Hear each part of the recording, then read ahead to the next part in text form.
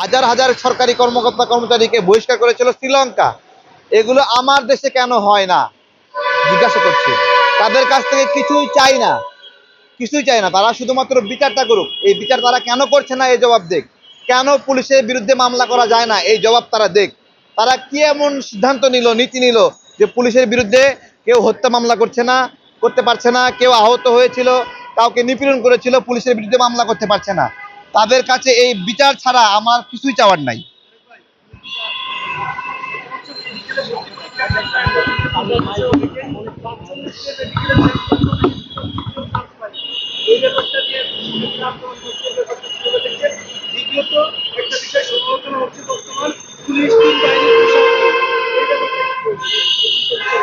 পোশাক যেটাই হোক সমস্যা না, নীতিতে সমস্যা। আপনি ধরেন পুলিশের পোশাকটা বদলাই দিলেন, এই বদলানোর পরে এই যে আমাদের পুলিশ বাহিনীর যারা ছাত্র জনতার গণ অভ্যুত্থানে গণহত্যায় জড়িত, এই পোশাক বদলের মধ্য দিয়ে তাদের বিচার করা যাবে? এই পোশাক বদলের পরে তারা যারা হামলা করেছিল তাদের বিরুদ্ধে মামলা করা যাবে? মামলা করা যাবে না।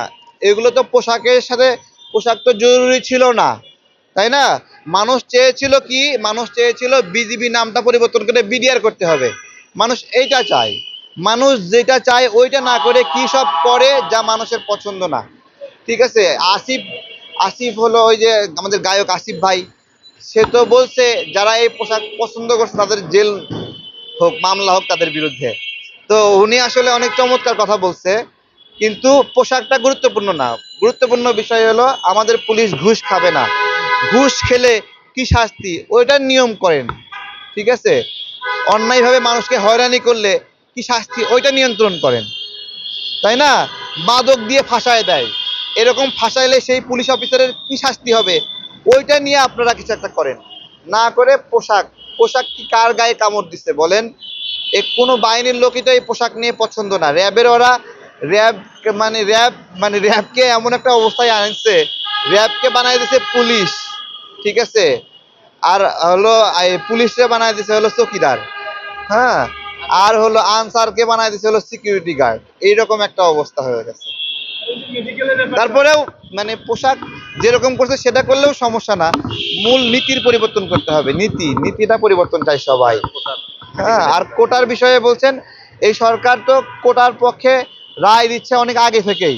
আসিফ নজরুল স্যার শিক্ষক নিয়োগের ক্ষেত্রে মতামত দিয়েছেন, কোটায় নিয়োগের ক্ষেত্রে উনি এই মতামত দিয়েছেন, এবং ওনার মতামতের ভিত্তিতে শিক্ষা ডিপার্টমেন্ট তারা প্রাথমিক শিক্ষক নিয়োগে 84% কোটায় শিক্ষক নিয়োগ দিয়ে ফলাফল দিয়েছে।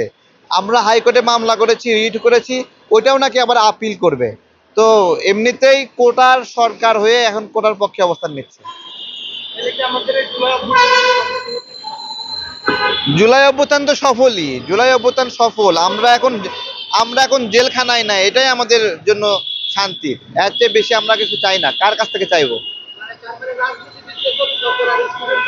আমরা জেলে নাই, এটাই জুলাই অভ্যুত্থানের সফলতা।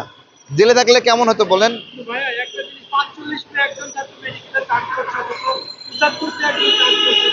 এটাই তো কোটা তো এখন এই যে যারা 45 পায় ডাক্তার হবে, ঠিক আছে, এদেরকে দিয়ে আমাদের স্বাস্থ্য উপদেষ্টা চিকিৎসা করাতে হবে, তাহলে বুঝবে।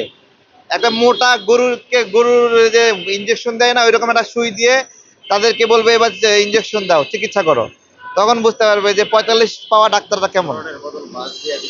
ঠিক আছে।